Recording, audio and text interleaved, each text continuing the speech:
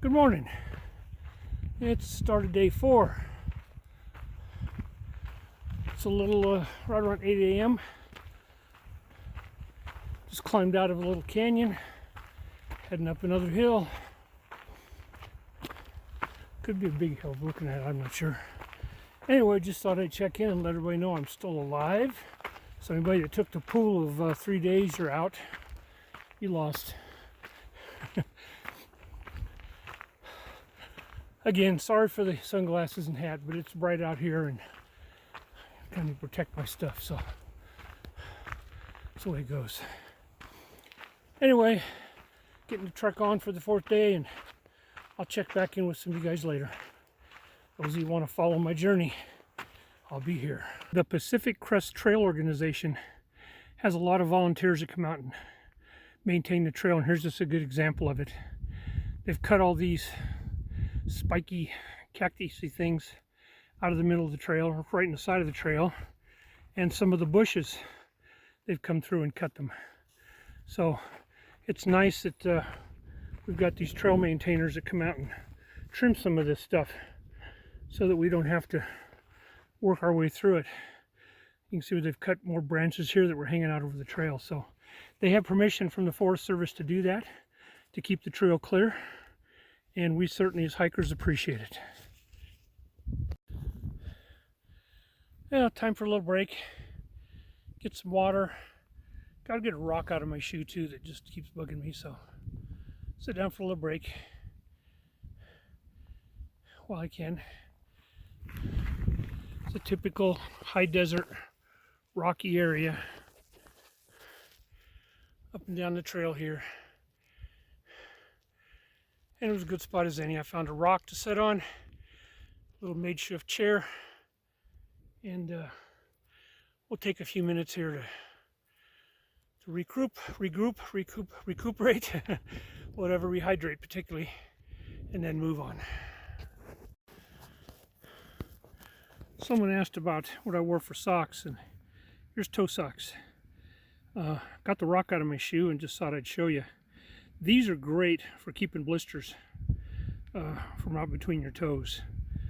I've been wearing these, or I've been wearing liners with a heavier pair on the outside, and they've done wonders. I've had no foot problems in about the 35 miles I've gone so far. So these are great. I definitely swear by these toe socks. I will tell you one thing though, they don't help keep your feet warm at night, because the toes are isolated. They don't get warmth from their neighbor, so they're not good to wear at night. I have another pair of socks I wear at night, plus a pair of silk booties I wear because my feet do get cold. But for hiking, these are great. Even when I've walked through water crossings, these dry quick. Shoes dry quick, so it's been great. Nice socks.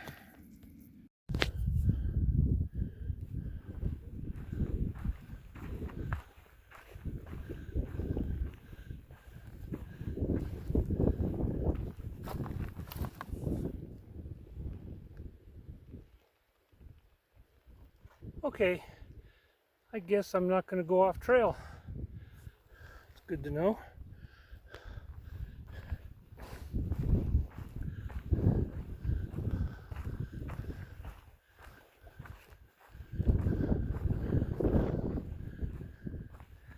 Our infamous little markers that we find all the time.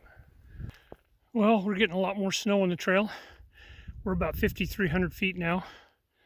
But for the most part, the reports we had of snow on trail and mud has pretty much been cleared up in the last couple of days with the sun coming out. So hopefully we're going to keep trail conditions like this and not a lot of snow on trail.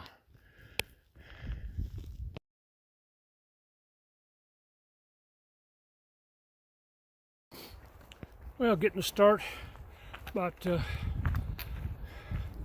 7:30 or so on day 6. Actually, day 5 I took off. In hiking terminology, we call that a 0 because we did 0 miles.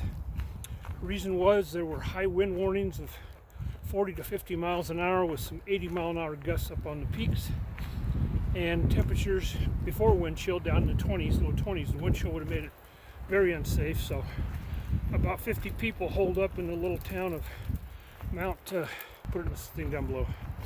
And some people sleeping in sheds.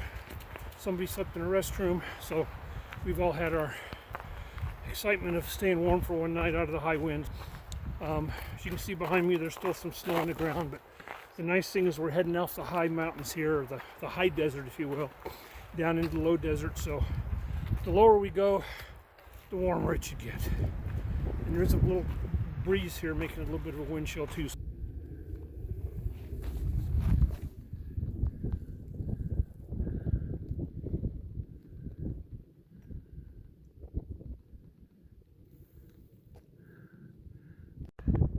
That's what I'm looking at for my lunch spot.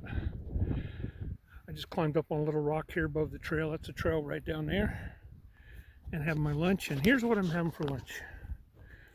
I'm having some tuna creations. And to beef that up, I'm going to add some olive oil because olive oil is full of calories.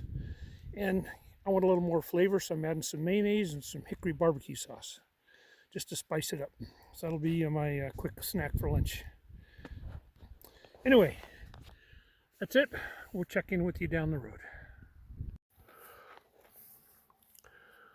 Well, last night it was getting pretty late, and it was getting dark, and I wasn't going to get to the next campsite for a while, and I didn't want to do it at night, particularly on this rocky trail. This isn't bad here, but there's some places that there's tons of rocks, kind of like this stuff, and you're walking through, and once it gets dark, even with headlight, it's just too unsafe. You trip around, so I just cowboy camped right in the middle of the trail. That was my home last night. And actually it was pretty comfortable. I pushed a few rocks out of the middle of the trail, and I was plenty warm. I think I was asleep by 6 o'clock, or no, what, later than that, probably 6:45 or something. I don't know, but it was pretty good sleep actually. So now I got to get going before people start walking along the trail and get out of here so they can go by. All right, I'll check in with you later. Some beautiful scenery out here. The trail I just came down, and this is what I'm looking at off on the side.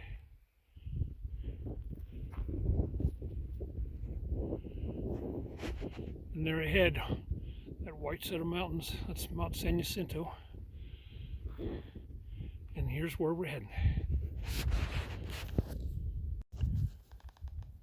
It's a unique kind of beauty out here. It's desolate, but beautiful too. Sorry, I got a sore throat.